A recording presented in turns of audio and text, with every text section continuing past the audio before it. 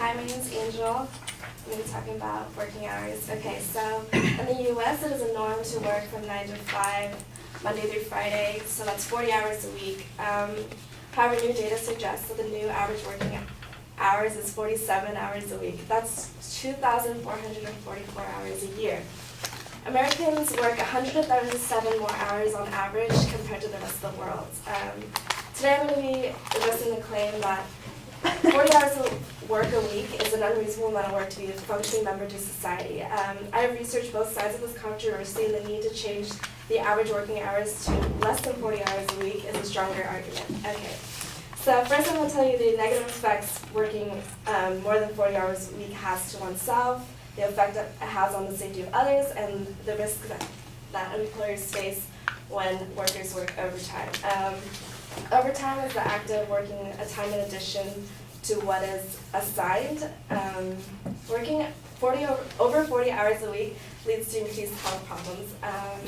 This could be a higher risk to injury, not enough productivity in white-collared workers, or increased mental issues. A Cornell University study suggests that 10% of employees who work more than 50 to 60 hours per week report severe work and family problems. This number spikes 30% when the working hours increases over 60 hours. Divorce rates directly correlates to this, as weekly hours increase. Heavy alcohol consumption is the second most highest problem among white-collar workers.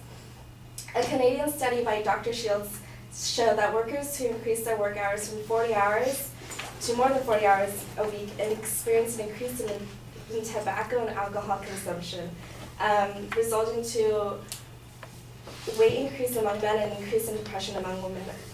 My second claim suggests that working overtime decreases the safety of others, and this could be impaired in performance, lowered attention, or reaction rate in and outside of work.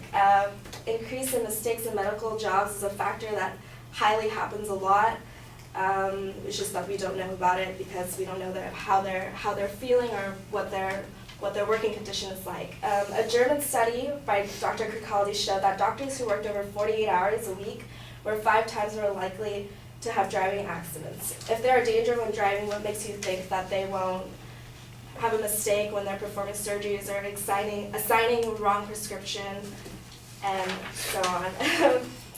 Okay, so lastly, employers face a high risk when employees practice overtime. It's kind of a weird concept. You would think that if your employee worked more, that it would be a benefit to you, but it's actually the other way around.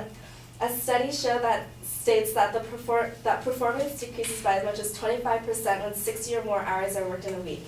Data from 18 manufacturing industries in the U.S. showed that a majority of these industries' productivity declined when overtime is used. On average, 10% increase in overtime results in 2.4% decrease in productivity. This directly correlates to overturns, which is basically replacing a worker who's constantly requesting it off.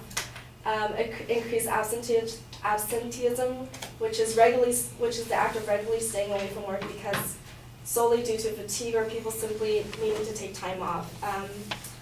Absences often need to be covered by replacement employees who are often working overtime themselves, making this problem self-perpetuating.